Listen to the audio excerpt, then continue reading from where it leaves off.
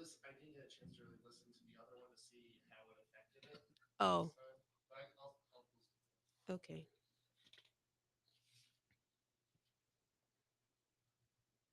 Ready? Hmm. Yep.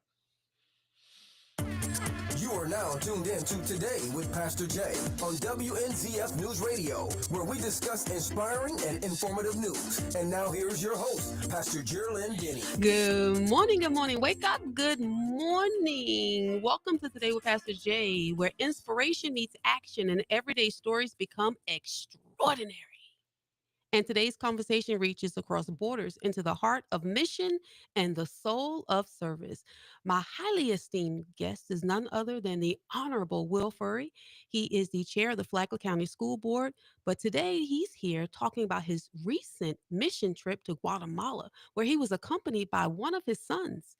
What he discovered, what he gave, and what he received. We're going to unpack all of it today. So, Will, just start us off. What led you to take a mission trip to Guatemala? And I think you've been there before, huh? Yay? Yeah, this was not my first trip to Guatemala. Oh, Actually, yeah. You just keep going back, well, right? once you get the bug of serving the Lord, He keeps calling you into things and back to things. So, this my journey started back in 2017, and I that first trip was life changing to me, and just brought a whole new perspective to serving God and actually answering the calling of the Great Commission and going and sharing the word of Christ throughout the world. Go and tell everyone about me, and so so that was a turning point, and I returned several years after that, and up until 2019, that was my last trip, and then I was supposed to go on the one in 2020, and then COVID happened, right? Everybody has that COVID story that kind of stopped everything, right? Right. So that Yeah. just paused international travel. It put a squelch on mission trips and all travel for that matter. And and then I decided to run for school board, so that took up some time. Right. But then some time had come around, and God called me back into this, and it was a wonderful opportunity for the timing, because my son now reached the age that the church said he's reached an age of maturity, and he'd been wanting to go on a mission trip since we first started going. So this was a great opportunity to take my son Jack, who's now 14. So this was part of a larger organization, but then it became something personal because now you were able to um, bring your son with you. So, what was your first impressions this trip upon arriving? Well, that's the interesting thing about a mission trip. You prepare, you plan, but you got to wait to see what God's gonna where He's gonna take you in His Hmm. service. And every mission trip looks a little different than the last. And this one was the same thing. There was there was a moment where um, I was supposed to do food service to the ladies that were receiving a ministry from other ladies.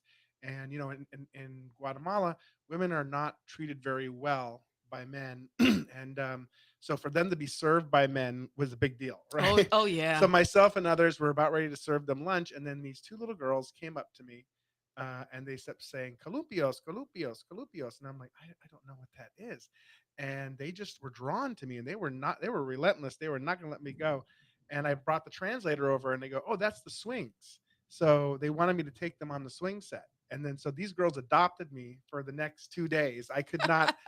So again, I was called to go here, but Hmm. then God took me in a different direction, Hmm. and the follow up to that, which was another God moment, is later on we went out into the community to deliver water filters that are badly needed, food baskets, Bibles, and we don't know where we're going at that point, and that was at a different time. And sure enough, we knocked on the door, and it was the home of that little girl. Uh oh. Right. So I mean, there's no coincidence in life. God made that connection for that to Wow. happen. Wow. So yeah. So, what kind of other work were you involved in while you were there? Well, we did the women's ministry. We worked with the children's ministry. The children's ministry, what we did was we were trying to help teach the kids skills, because an education in Guatemala is not free. I mean, although technically it's free, but you have to buy a uniform, you have to buy your books, you have to buy. So if you don't have the money to do that, you're not going to school. And most families, for a hard day's labor on a hillside farming makes about $3 a day, not an Oh, hour, wow. but day. So if they can afford to send a child in their household, it will be one.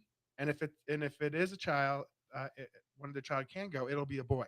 So girls don't get a lot of skills either. Hmm. So we focused on skills, and with the boys, we did woodworking, and we taught them how to use the saws and the drills, and they made um, step stools and to completion with staining and everything. And then the girls, they were in the kitchen, being taught how to cook in a way that they could work in a kitchen or something along those lines, or also support their family with that skill as well. Tell us about your son. Now, Yeah. how how did he experience this trip? Yeah, so it was really awesome to see him grow in his faith. Hmm. I'm very proud of him. He serves his community. He serves at church. He serves in the student ministry now, even as a teenager. And so, but we went down there, and some of his peers also went on the trip as well. And with teenagers, you wonder how they're going to behave. And Hmm. but I'm so proud of all of them, including my son, that when it was time to do the Lord's work, they were on task, focused, and got it done. And then they had their goof off time in our off peak time, but when it was time to serve, they It was were on it. time to So I'm serve. very proud of him, and some of the things that he got to experience. And when you come back from a mission trip, you really reflect on the blessings that you have in your life, because we're Hmm. going into communities that people live a lot differently than we do here in the States. How did you prepare before you left? How did the two of you prepare spiritually? Um, because you knew what to expect, and even logistically, how did you prepare beforehand before you left? Yeah, so we attend Epic Church, and one thing that I really commend Epic on when it comes to these mission trips, they are very big on making sure short-term missionaries are prepared to go, and so that training starts about 6 months before we leave, and we meet every month, and there are different challenges and growth strategies, and we practice things like our testimony. And so we're really prepared to go down there and do what we need to do, and prayer is a big part of that, individually and as a group. You want to fill yourself with the Holy Spirit, because you're going down to pour it out on the people of Guatemala, right? So it's important to stay tight with that. All right, guys. Well, you're listening to Stay with Pastor Jay. When we return, more insights from Will Furry about faith in motion and what happens when leadership is rooted in service.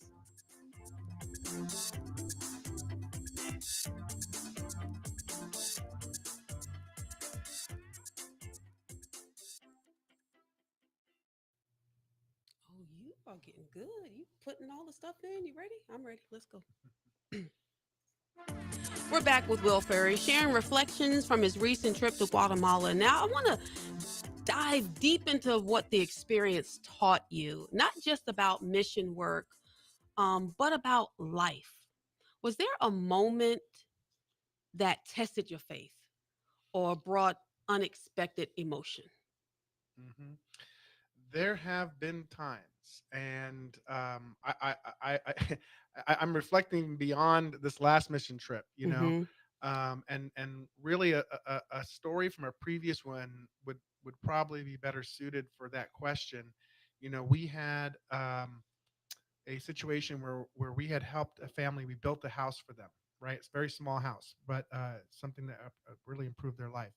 And then the next year we came back, and I said, I want to go visit this family.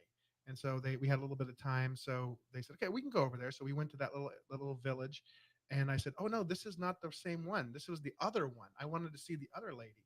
And then they said, well, at this point we don't have time to do that. And we're like, okay, so we'll go see the one that's here. So when we get there, the poor lady had a stroke. She's Oh, wow. bedridden, right?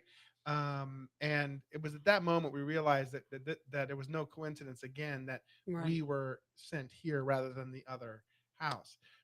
So we prayed with this woman, lifted her spirit. She hadn't been out of the house in 6 months, hadn't had the sun on her Oh, face, wow. and so she was in real despair.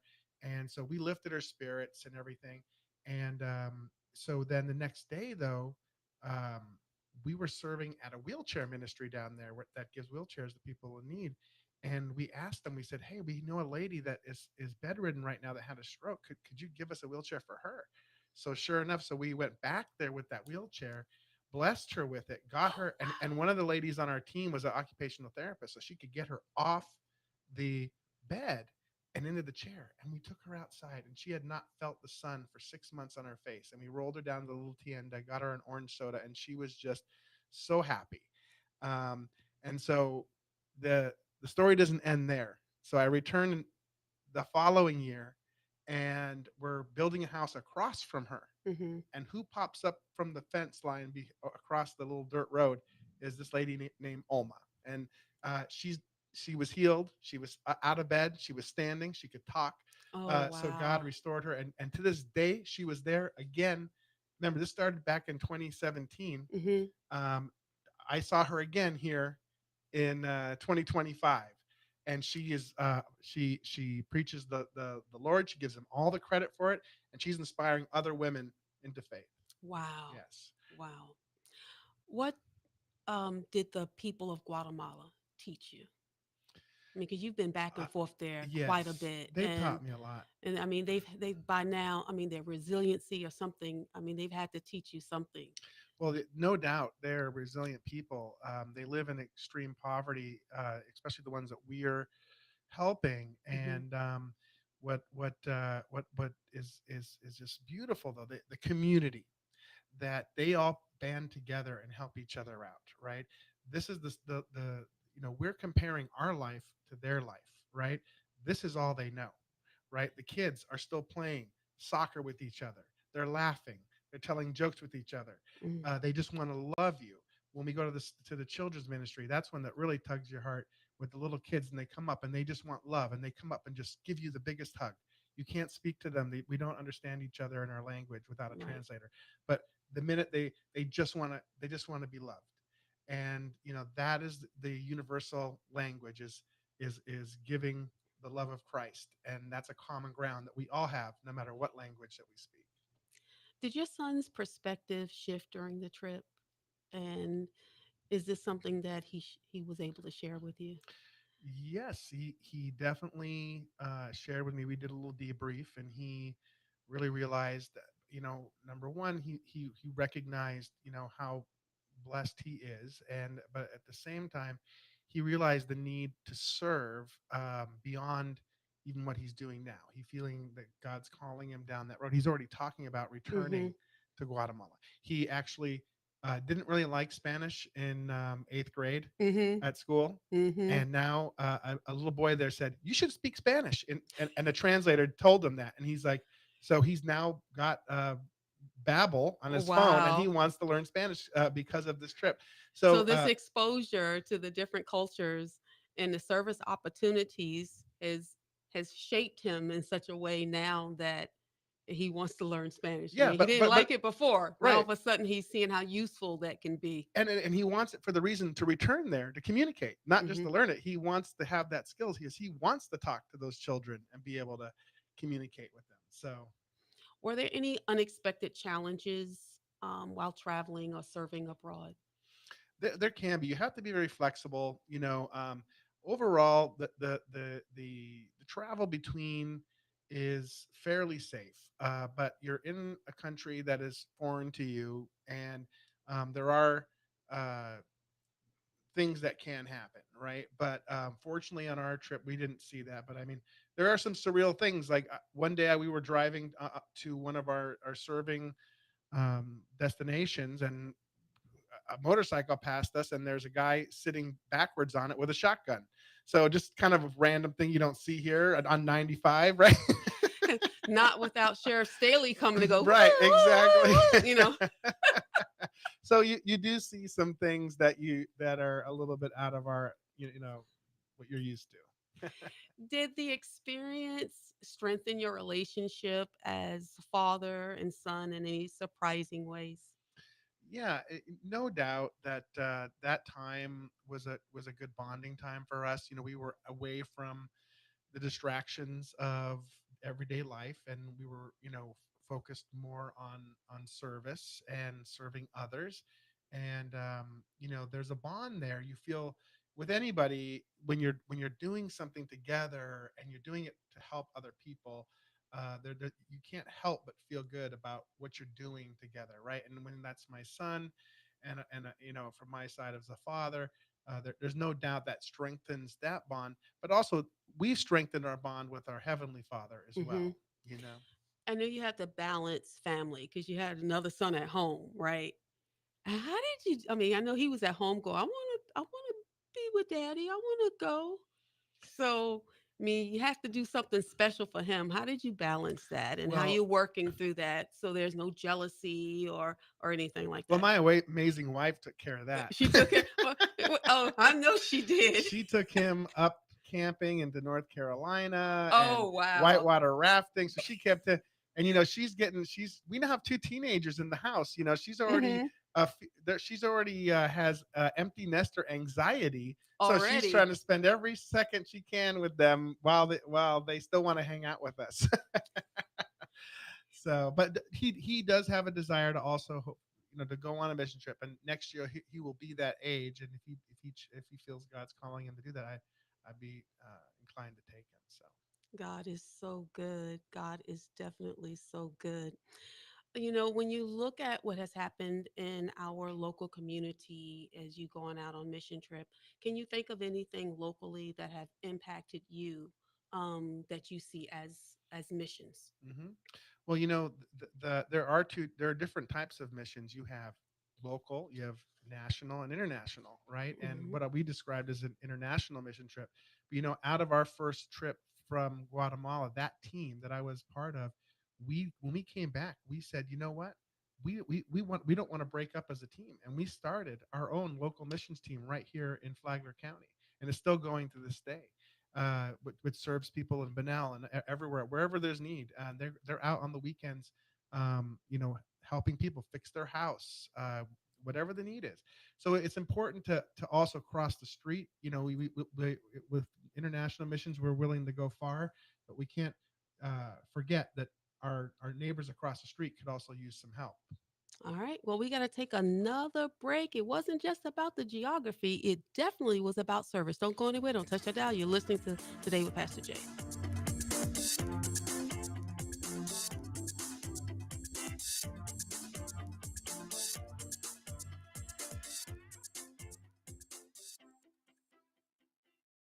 It was time for another break, right? Oh, I got confused. I'm trying to time myself. Okay. Am I doing better with the timing? Okay. I think I need to thank my sponsors now. Okay. Does that help your producers out when you time yourself? He's the producer. You have to ask him. Is she doing a good job, Mark? I'm Okay. He trying. says you are.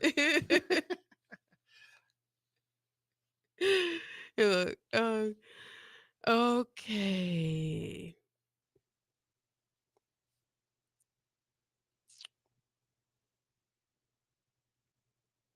Okay, you ready? Welcome back. Welcome back. We've heard about the mission trip, the heart behind it, and how it has shaped Will and his son. But now let's bring it home a little bit. How can listeners, what can they do to get involved in Sure. mission work, hmm Well, locally or abroad? I mhm. mean, like you said, we have got a lot of stuff going on here. There are some different ways. One of the first ways is to plug in with your local church. That is a great way. Also, there are organizations out there like Samaritan's Purse and some others that you can get involved with, and you can just not everything has to be specifically tied to a church to serve your community, right? There are volunteer organizations that have a list of needs in the community that you can go down there and say, hey, Hmm. what does somebody need today, and go fill that need. So that would be my advice to those that are looking to serve either locally or to go as far as internationally. And I think everybody should do every Christ follower should go on at least one mission trip in their life, because God has called us. And And that is one thing is that I don't know if if I was called to do that. Well, I can pretty much speak for to say that you were called, because the Great Commission is a great commission and it's Is called to all correct. followers. So I recommend, Go ye. yes, and Mm-hmm. go and make disciples of all That's nations, right. right? So I do recommend that everybody at least do it at least one time and see where God takes you So, from what's there. your advice for families who want to serve together? I mean, because this was the first time you took your son. What's your advice? I think it's wonderful. I think families should find opportunities to serve others together. In this world, we we're so distracted with all of our devices and things like that, and and oftentimes, families are all in the same house, but they're all in different rooms doing different things. You know, And you serve locally with your family too. we do, and actually, our Cleaning yards, serving meals. I mean, you've done yeah, tons of there's things. lots of things that that we've done, and but even our church, Epic Church, they have what they call 3G Saturday and 3G Sunday, and that's when our congregation gathers. It stands for gather, go, and give, right? And we do beach cleanup. We help the Family Life Center. We go to these different nonprofits, or even the Flagler schools. We Mm-hmm. beautify the schools. So there's ways to get involved. You just got to get out there and look for it, right? Right. So, how do we keep the spirit of service alive in our everyday lives? I think it's, well, for people of faith. I think it's, staying in prayer, and remembering that Jesus came to serve, not be served, Mm-hmm. right? So again, I oftentimes hear believers, and believe me, I'm not trying. I've had my journey, right? I'm not saying that I've had. It took me 40 years to figure this out. So, and I'm 50 now. So just do the math. I think So I'm still figuring it right, out. but I Right. mean, but once you see, I remember, some people say, well, why don't I have the blessings? But their blessings are because they think their blessings are things that they want, and but the reality is, Pastor Tony Evans, I remember one time he said his answer to that was, if you want God's blessings to come to you, let Him work through you. And I've seen God bless me in so many ways since I started serving others and doing it in His name and giving Him the glory and the credit for it. Mm-hmm. That's true. What's the biggest change you noticed in yourself after this particular trip? The biggest change, boy, I tell you, well, um, I change. I hope to change every day for the better, um, and be a little bit better today than I was yesterday, right? Yep. And if there's one thing um, that I'd have to pick from this trip, was to focus on obedience, right? Mm, Aware of what God wants you to do, and less of what you want to do. Seek His path, and that is something that you'll come to learn as you serve in the name of Christ. Is that He doesn't always call the equipped; He equips the called. amen to that. Well, Guatemala may be thousands of miles away, but its impact definitely is local. So thank you so very much, Will, for sharing with us. And hopefully and prayerfully, you sparked something powerful in our listeners today. Purpose starts with awareness and grows through action. And so I want to leave you with something very real. Yesterday's gone, tomorrow's not promised. Today's story wasn't just Will's, it was a mirror, a reminder that service, family, and faith are always calling us forward. So I ask you, the same way I ask myself, yesterday is gone, tomorrow isn't promised. What are you going to do today? Today, you commit to stepping outside your comfort zone. Maybe you mentor someone, volunteer, or simply listen with empathy. Whatever it is, don't wait. Until next time, I'm Pastor Jay, and this has been Today with Pastor Jay. Have a wonderful day. God bless you.